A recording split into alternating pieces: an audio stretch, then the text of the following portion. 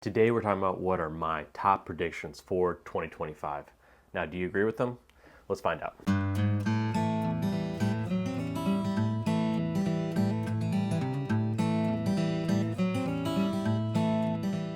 Welcome back to the Bourbon Retriever. Some people have been putting out videos talking about the best whiskey from last year. Mine's actually coming out next week, but this week I thought it'd be fun to actually look forward and predict what has in hold for 2025 when it comes to bourbon. Now, I made a list of my top 10 predictions.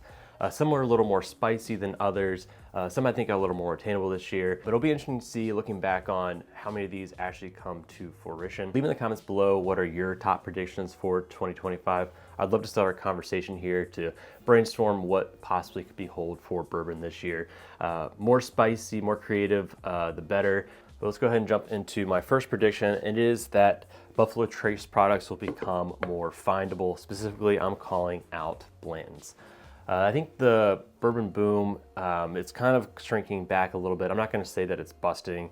There's still a ton of whiskeys out there and people are still searching for them, but there definitely is a pullback in demand. And in addition, these distilleries have been putting out a lot more product. A lot of distilleries expanded their production, and some of that stuff is finally starting to come to market. In addition, some of the distilleries have started to raise the prices on their products, their MSRP prices, and at the same time secondary prices have come down a little bit and they're getting much closer together. So like for example, Blanton's, these in my area, the MSRP is back up to like around $80 here in Virginia at the MSRP control state level, and the secondary on them has dropped down to about $90. So you don't really have that wiggle room there where people who are in the game of flipping, there really isn't much meat on the bones there, so they aren't going to be hoarding these off the shelves. In addition, most people have, gotten themselves a blend. There's only so many blends that you need in your house. You can only drink so many, and I think a lot of people in the bourbon boom have stocked up. People have closets full of whiskey, so they just don't need to chase it as much anymore. You have less people coming into the game desiring it. People haven't had it before and they're chasing it. So I think you're gonna find these sitting on the shelves a lot more in the future. And I'm predicting by the end of 2025 that this will be a shelf-stable product across the United States. Will that come true? We'll see. We'll check back in at the end of the year and see if that was a reality. My second prediction of the year is that a craft whiskey or a non-distilling producer will win Whiskey of the Year. If you look at Fred Minnick's list, if you look in the top 25, there are a ton of craft distillers on there. Like in the top 10, you had Old Line, which is a great distillery here in the region where I live. It's in Baltimore in the kind of DMV area. You have two non-distilling producers, Nashville Barrel Company, which came in second and fourth. So as craft distilleries are making better product that is getting older, it's starting to compete more with the legacy distilleries. So my prediction is that next year on Fred Minnick's list, a craft distillery, I'm going to hedge and also say a non-distilling producer, will come in first. Some other lists, they may win. My list, there's a chance that it'll come in first, but the specific guess here is that Fred Minnick will put one of those two as Whiskey of the Year. Now, this guess might be a little premature. Craft distilleries, their juice just isn't quite old enough yet to compete with the legacy distilleries.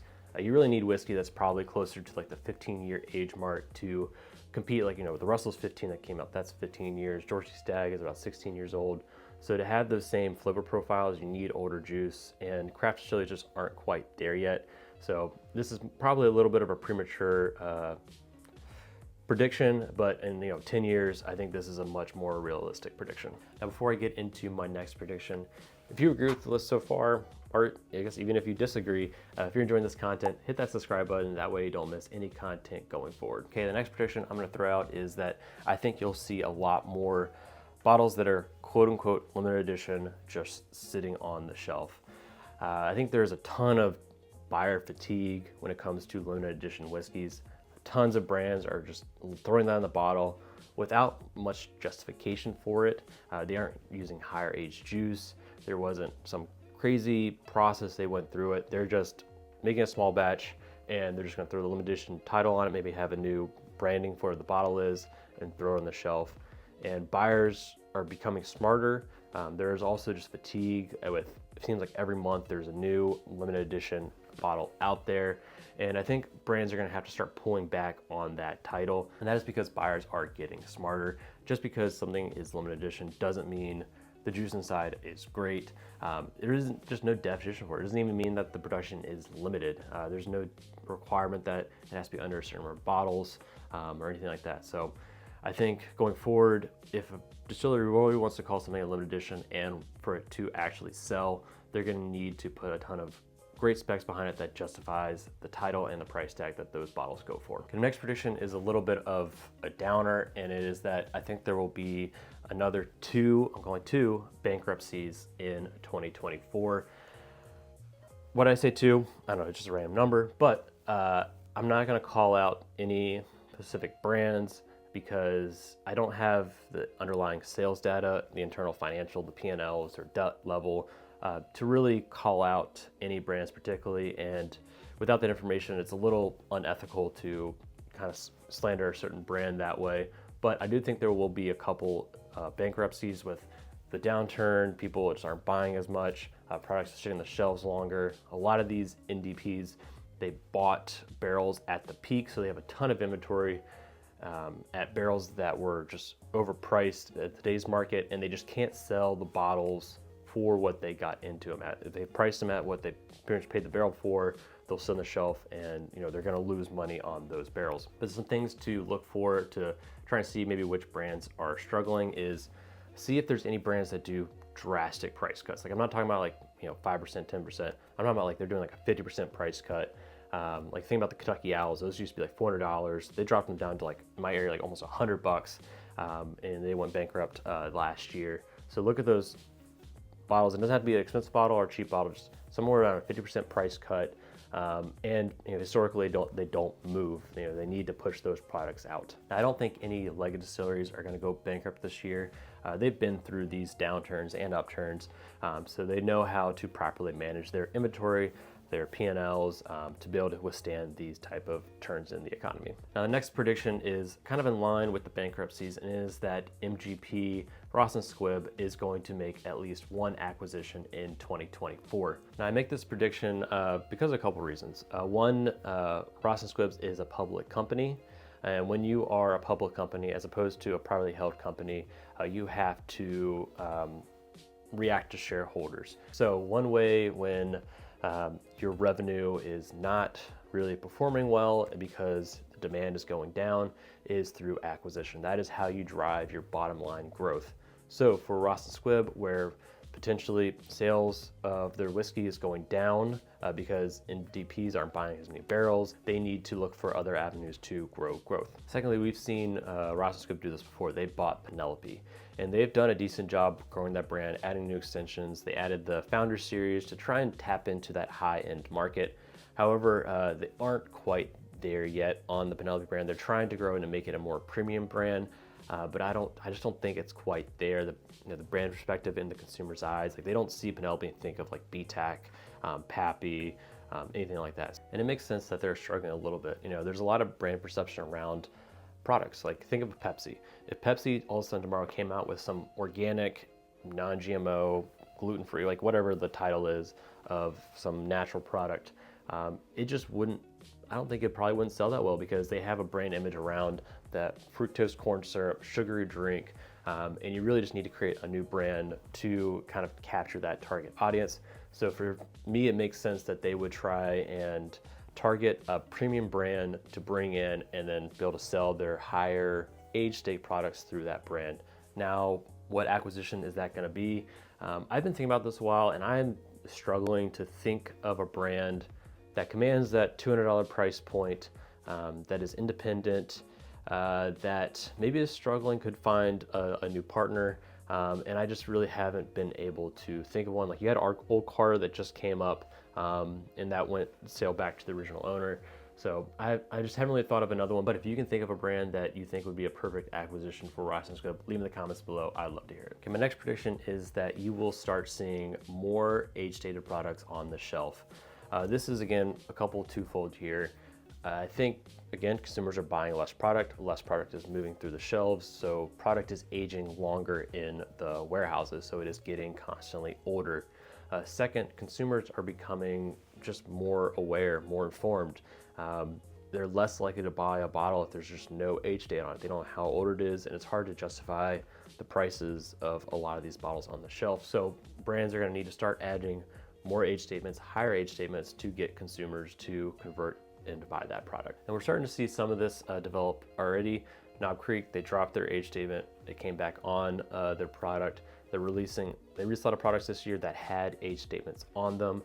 And going forward, we saw a TTB label that Wild Turkey is now putting the 8-year on their bottle. They're having the Wild Turkey 101. So I think you're going to see that going forward for brands, not just high-end premium products, but lower shelf products are also going to start having some age statements on them. So this next one that I'm predicting is probably the one that I want to happen most this year, and it is I'm predicting prices will drop slightly this year.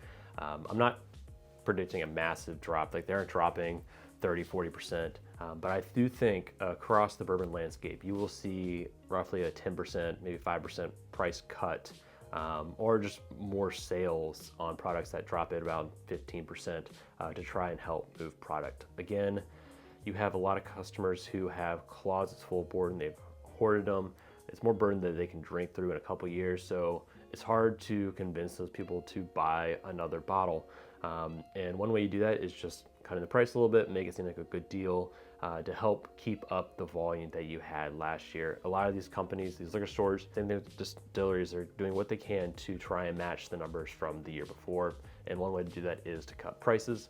I think you're also going to see price cuts on the secondary. You're seeing a little bit already. Just because, again, everyone has stock fulls of bourbon. You know, I just don't need this bottle today, and people are saying, you know, I can wait a couple months, a year to get to that bottle. So I think you're going to see a lot of those higher end bottles also drop in price. Will they get back to pre-pandemic levels? Well, I say that. You know what? We're going to say it. I'm predicting that by the end of 2024, BTAX, I'll go BTAX. BTAX will be priced at pre-pandemic levels. Put that in the books. We'll see if it comes to fruition. The next prediction I'm going to talk about is kind of on the lines just more with consumer preferences changing, and I think you will see that just in the results of bottles released, and it is that consumers are going to start chasing lower proof whiskey. In the last 2-3 years, basically, if a whiskey was higher proofed, it sold better. People chased it. The higher the proof, the more demand there was for that product. I think people are always going to chase hazmats. Just, I don't know why. If something's 139 proof, there isn't the hype. But if it's just one proof over 140, people go goo goo gaga for it. And I think it's just because it's called hazmat, it has a cool name for it. I think that's going to stick around. But the things that are proofed to like 135, anything 130 plus, I think they're just not going to move as easily as they used to. And consumers are going to start chasing bottles that are in the lower proof point, and that's because like it's hard for me like on a weekday to sit down and drink something that's 130 proof. It's just so hot. I can't relax, sit down. You know, I just want something that's a little more low proof. I can have a good time just sitting there drinking it and not getting just flat out bluzz on a random weekday from having one pour. And we're starting to see this already. So historically, the Old Forester store picks, the blue labels used to be everywhere. That's because people wanted a higher proof whiskey. It sold better, so everyone had the blue labels. Whereas lately, I haven't seen a blue label in my area in over a year, but I have seen a plethora of black labels, and that is the 100 proof whiskey. And that is because that's what consumers are demanding, and you're seeing stores and distillers react to this. So I think you're going to start seeing more store picks, and just regular releases released at the lower proof range under 120. Okay, the next one I'm gonna predict, which is a little harder to track and quantify, but I think stores are no longer gonna be doing multiple picks of fringe brands. They come into a state, they often release all at once. All the stores in the area will get the bottle at the same time, and there just often isn't demand in the area to support 5 store picks of Yellowstone or Ezra Brooks. Or Nulu. Like these picks, they come through, even Starlight, like it's hard to move those products. So I see, you'll see these stores. What I think going forward is maybe 1 or 2 stores in the area will do the pick, probably because that's all the area can support. And then I don't think you'll see stores doing a second round of those picks, because oftentimes people try it, they'll have it, And there's a bottle they'll love to have on their shelf, but it's really hard to convince someone to buy a second of them. Just when there's constantly new products coming out all the time, it's hard to convince someone to buy multiple of them. So I think you'll see stores do first rounds of some of these more French brands and probably not pick up a second, just because there's always another new product they're probably going to do instead. But you'll constantly see the legacy brands, like you always see Russell's, Knob Creek's, those type of brands you'll see on the shelf. But these more French brands, I think you're going to see a lot of more one and done, and also less stores doing those picks. All right, we made it to my final prediction, and this prediction, it's more of a decade prediction. I don't think I can say it with a straight face this year, just because it's too soon. But the prediction is that AI will make the best whiskey. And that, more specifically, I'm calling out Bardstown. So Bardstown has just a plethora of data. Everything they're making, they're tracking the barrel, how old it was, where in the warehouse it is, the mash bill they used, the yeast they used, the data is dumped. Like, they're tracking so much data on each barrel that whenever they get a really good barrel, they're going to be able to replicate it almost instantly. Whereas other distilleries, it's more of just word of mouth. You know, you had these distillers, master would make something, and just over time they learned which part of the rick house was best, what mash bill worked, the combination of age, and they just, you know, pass it down to the next distiller just through the history, and kind of word of mouth. But now with Bardstown's data, they're going to be able to more quickly react to what is actually the process that is producing the best whiskey and also replicating it. Like, you know, you had the Booker's Rye that everyone fell in love with, but the issue is that it wasn't really recorded how that was made, the mash bill, all that stuff. So it's just, they haven't been able to replicate that. Whereas Bardstown, they would have that data, so when that type of product blows up, they can go and remake it more and sell it. In addition, Bardstown just has also access to much different variations in the process.